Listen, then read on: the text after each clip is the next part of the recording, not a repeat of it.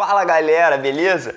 Eu sou o professor Marcel Kovac, professor de Geografia do Interação Preparatório. Estamos juntos mais um ano para a correção da prova da ESA de Geografia desse ano, referente ao concurso de 2020 e 2021. Para você que com certeza conseguiu a média em Geografia e vai entrar na ESA 2020 e 2021, você vai estar cursando e a gente está aqui para resolver essa prova agora. Graças a Deus, graças ao Papai do Céu, mais uma vez, com fé no Pai, a questão caiu e mais uma vez 3 questões dentro das 6 questões de Geografia estavam dentro dos assuntos mais cobrados, beleza? Então, se você estudou com interação, se você participou do projeto Stivum, se você participou aí da semana da aprovação, você com certeza se bisurou e conseguiu essa aprovação. Vamos agora para a nossa resolução das questões.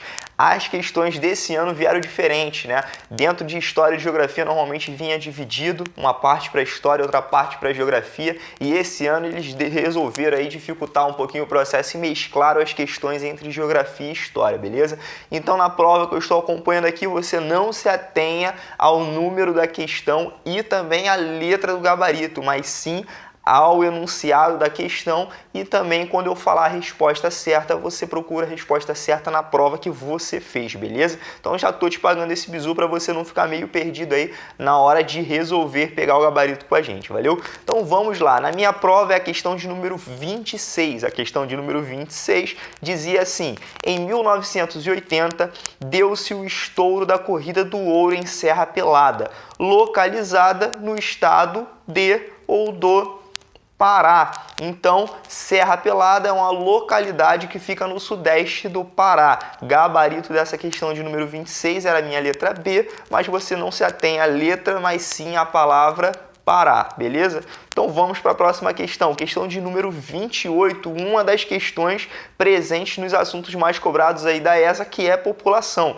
Então, questão de número 28. Quando se observa a distribuição setorial da PEA, que é a população economicamente ativa no Brasil, percebe-se que os trabalhadores ligados ao comércio e serviços respondem pela maioria absoluta. Então, esse daqui era um bizu para essa questão, na comparação com aqueles que trabalham nos outros dois setores da economia, ou seja, setor primário e setor secundário. Esse fenômeno é conhecido como? Essa questão poderia gerar uma dúvida. Por quê? Porque nós temos aqui terceirização, mas o gabarito dessa questão é a nossa letra D, hipertrofia do terciário. Por quê? Porque terceirização vai ser o processo de passagem da população desse setor primário e do setor secundário para o setor terciário, basicamente por causa da mecanização no campo e por causa da mecanização também das indústrias, ou seja, do setor secundário. Contudo, quando esse setor terciário ele fica hipertrofiado, ele fica cheio, a maioria da população aqui, como diz no enunciado, a maioria absoluta está em comparação com os outros dois setores. Então, quando acontece essa maioria absoluta da população no setor terciário, esse conceito é conhecido como hipertrofia do terciário. Então, o gabarito dessa minha questão 28 aqui era a letra D, hipertrofia do terciário. Questão de número 29 a minha. Atenha-se ao enunciado e à resposta. Questão tranquila também dentro dos assuntos mais cobrados da ESA. Olha aí, clima. Então vamos lá. Caracteriza-se por ser quente e úmida. Então, ó, quente e úmida já é um bizu aí para a nossa resposta. Por originar-se no Oceano Atlântico Norte. Só para a gente se ater, ó, quando ele fala quente e úmida, a gente já anula, né, a nossa massa polar atlântica, porque a nossa massa polar atlântica não é quente, ela é fria, e a gente já anula também a nossa massa tropical continental, porque a massa tropical continental é uma massa seca. Então, ó, a gente já anula duas aí só com essa parte. Por originar-se no Oceano Atlântico. Então, o Oceano Atlântico, automaticamente, ela não pode se formar em área continental. Então, a gente já anularia aí também a massa equatorial continental, já estaria anulada, beleza? Ficaríamos em dúvida aí entre duas, mas ele fala que ela se origina no Oceano Atlântico Norte e ainda por atuar no litoral do Nordeste. Então, a massa que é originada no Oceano Atlântico Norte é a nossa massa equatorial atlântica e não a massa tropical atlântica, porque a massa tropical atlântica iria se originar no sul do Oceano Atlântico. No Oceano Atlântico Sul deveria vir aqui e ela abrangeria do Nordeste até a região Sul. No caso aqui ela falou que o enunciado da questão fala pra gente que ela só atua no litoral Nordeste, coisa que a nossa massa equatorial atlântica faz, litoral Nordeste e litoral Norte do nosso território, beleza? Então, gabarito dessa questão aqui sobre clima, uma questão boa para a gente poder acertar aí, porque estava dentro dos assuntos mais cobrados presente aí no nosso Xivunc na semana da aprovação, é a letra E, massa equatorial atlântica. Vamos lá, questão de número 30 na minha prova. O Brasil adquiriu o Acre por meio do Tratado de Petrópolis, mediante pagamento de uma soma em dinheiro e a promessa da construção de uma ferrovia que escoaria as exportações bolivianas até trechos navegáveis dos rios amazônicos. A ferrovia que o tratado faz menção é a ferrovia letra B, Madeira-Mamoré. Isso só para a gente tirar aqui essa dúvida. Presidente Dutra, Barão de Rio Branco e Transamazônica nem são ferrovias, beleza? Então ficaríamos em dúvida aqui entre Madeira-Mamoré e Norte-Sul, mas a Norte-Sul também não é, porque a sua extensão é longitudinal. Então, na verdade, aqui vai fazer ligação e ajudou a Bolívia também a escoar a sua produção de borracha, foi a hidrovia, quase que não sai aqui, hidrovia Madeira-Mamoré. Show de bola, então, esse é o gabarito da questão de número 30. Não se atenha à letra, mas sim à resposta. Questão de número 31. Em relação à produção de petróleo, no Brasil é correto afirmar que mais uma questão presente aí nos assuntos mais cobrados falando sobre fontes de energia. A ESA gostou e cobrou esse ano de novo sobre fontes de energia. Então, mais uma questão.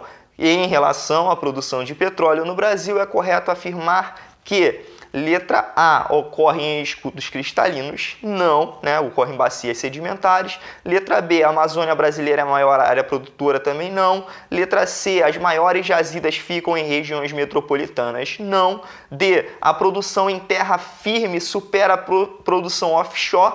Produção offshore é justamente essa produção fora de terra, né? Então aqui eles trocaram essa palavra só para gerar dúvida, mas o gabarito nosso é a letra E, um percentual muito expressivo das reservas encontra-se em áreas marítimas, né? As maiores reservas de petróleo encontradas realmente são na bacia de Campos e na bacia de Santos. Então, gabarito dessa nossa questão aqui é a letra E. Questão de número 32, a última, fala sobre industrialização, mas fala sobre um assunto que a gente falou demais também por causa da urbanização, né? A gente sempre fala que a economia, ela também, assim como na geografia física, a geografia humana, ela também é interligada, então as pessoas se movem por causa de dinheiro. A gente falou da urbanização, que é um assunto muito cobrado também na ESA, e as pessoas hoje tendem a sair dos grandes centros urbanos e vão para as cidades pequenas e cidades médias por causa da busca de emprego, por causa das condições de trabalho, e a indústria, ela também se deslocou, saiu desses grandes centros urbanos para essas cidades médias e essas cidades pequenas, justamente por causa da resposta dessa questão de número 32.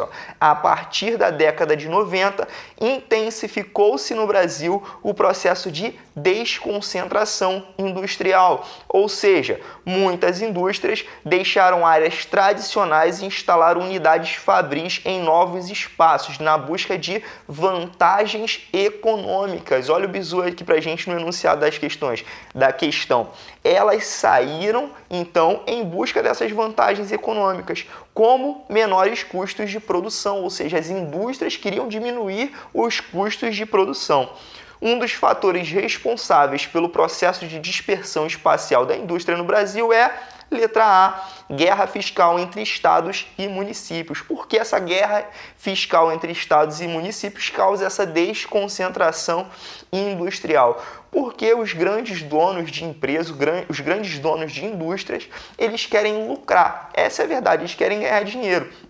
Então, se o solo urbano dentro da grande metrópole ele é caro, automaticamente os municípios, os estados para trazer investimento para dentro do seu território, eles tendem a dar isenções fiscais, né, que são os incentivos fiscais para que as indústrias se instalem no seu território. E hoje, por causa da globalização, por causa da evolução aí dos transportes e das comunicações, as indústrias elas conseguem se deslocar porque a sua produção ela consegue ser escoada pelo território. Então, o gabarito dessa questão de número 32 aqui é a nossa letra A, guerra fiscal entre estados e municípios. Então, show de bola, terminamos a resolução dessa prova da ESA. Eu espero de coração que você tenha ido muito bem nessa prova, beleza? Eu quero saber como foi seu resultado. Então, agora que você já viu essa resolução toda, eu peço para você deixar aqui no seu comentário como você foi na prova, o que você achou dessa prova, beleza? Se você não é inscrito ainda no nosso canal, clica aqui embaixo, se inscreve,